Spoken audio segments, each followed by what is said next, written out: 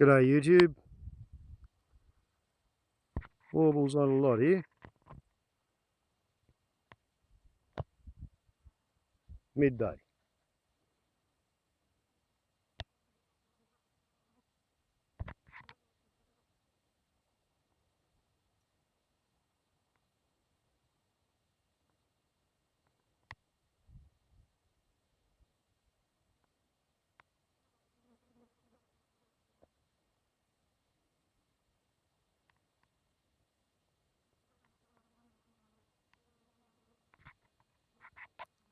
So,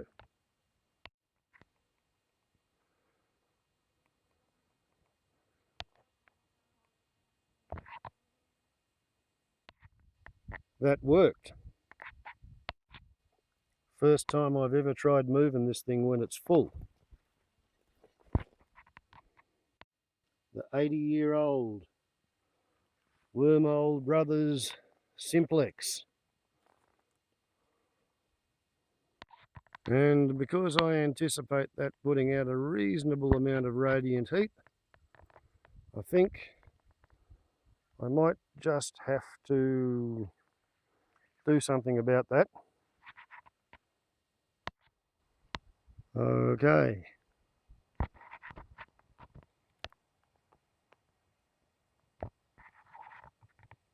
$50, 6 strings, probably about 600 mils, but it's not quite enough.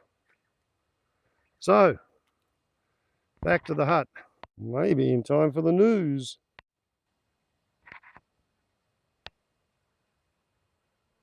Certainly leaves its mark on the land.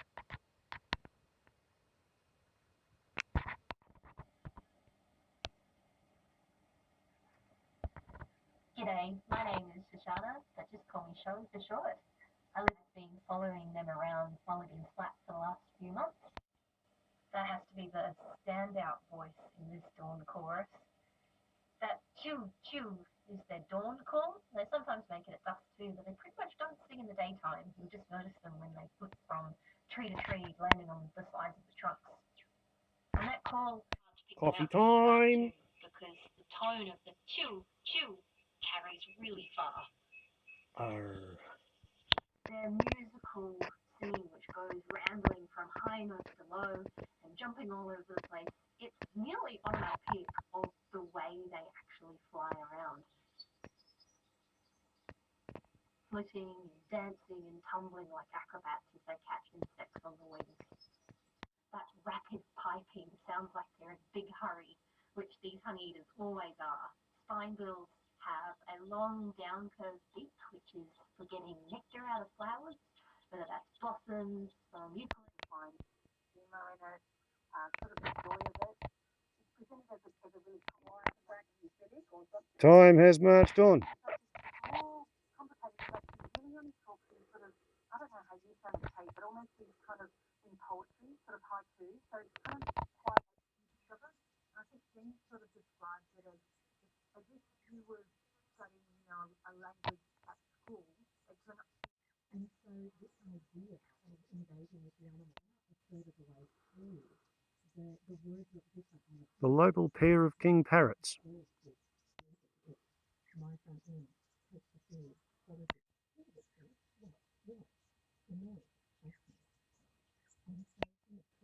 And Charlie Cuddawong.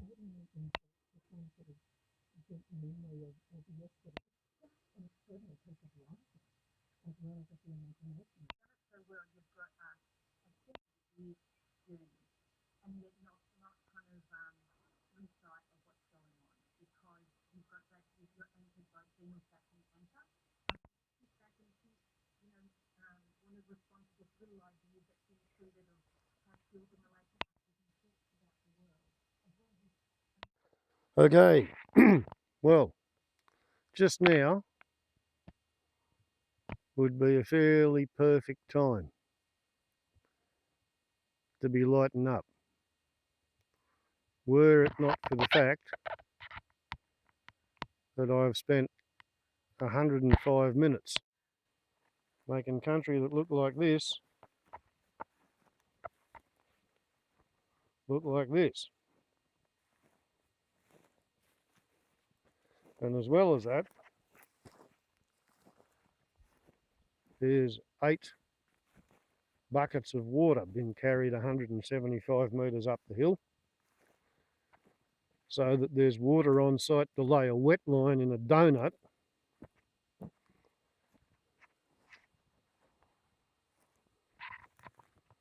around this thing,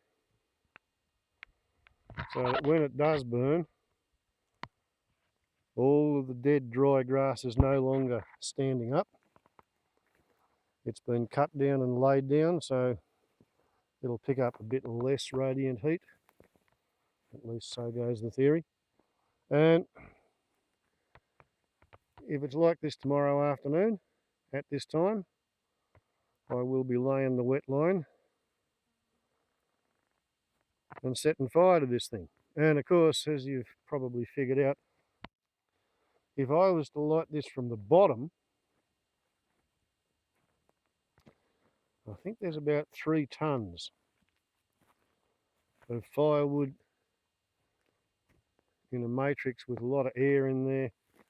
It'd get very hot very quick, and before 30% of it had burned, it would start collapsing in on itself, and the fire's going to start from the outside. So I reckon it's going to topple over to one side or another. So my proposal is to light it from the top and let the fire burn down. After having laid a wet donut, probably, yeah, kind of about around here, out that side, not in towards the thing, because just a waste of water. That's all going to get cooked and baked from the radiant heat from that. But out here, you've got a chance, if you wet this down out along here, stopping it from burning. And if that burns down from the top inside a donut, and I've used a 30-metre tape measure to survey the hose runs, and I can get a hose up there to those root balls of the tree. I can get a hose running around the outside of those buckets over to those trees there, pretty much to there. And if I run around this side of the clearing,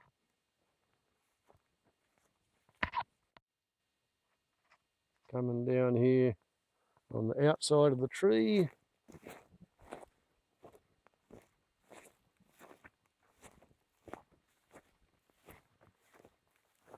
I can get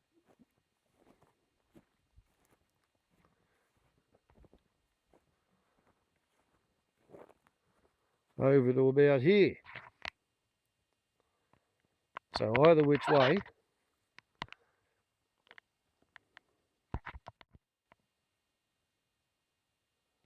I can squirt that stuff out there if it has the bad manners to decide to spontaneously catch fire in the middle of the night.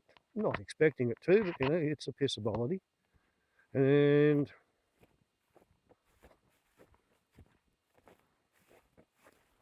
not only, but also, if I come from there down here,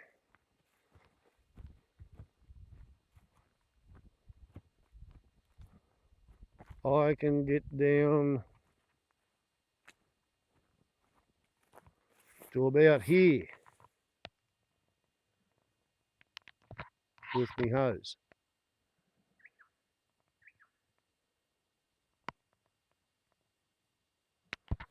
So given the theory that I'm not going to be lighting this unless it's an absolute dead still calm, like it is at the moment, and if I wasn't kind of knackered from the day's exertions, then yeah, this would be the perfect time to light up.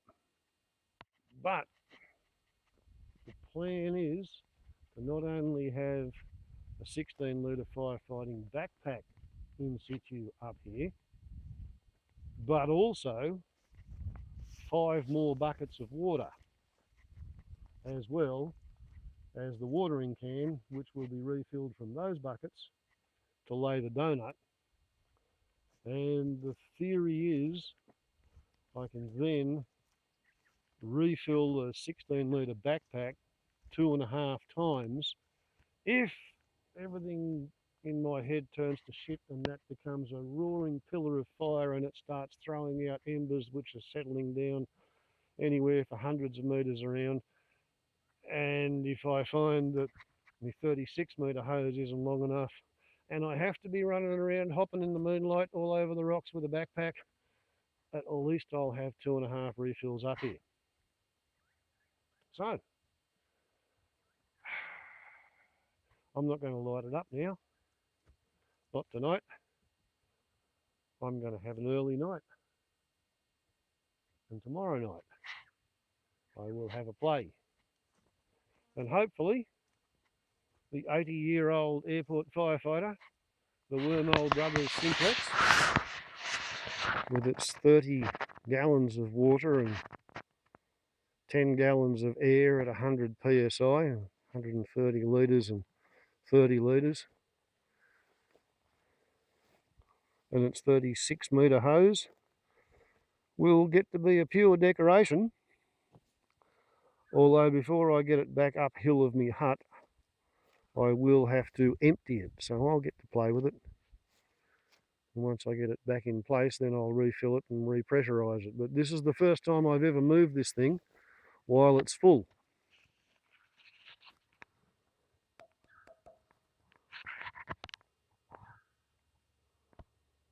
And yeah, it says it's lost about 10 pounds per square inch. Don't know whether it has. I suppose there could be a minuscule amount of air leaking out of there. Could be a minuscule slow amount of air leaking out of the valve there. But a wonderful thing to have when you want to play with fire.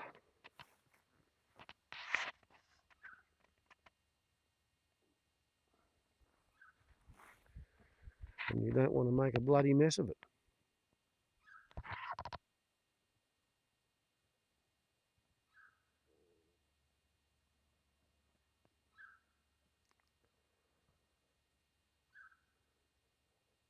Because if you own the fuel, you own the fire. And if you light a fire and you permit it to go beyond your boundaries, you are personally responsible financially and at law for any damage caused by your fire as it spreads off across the landscape.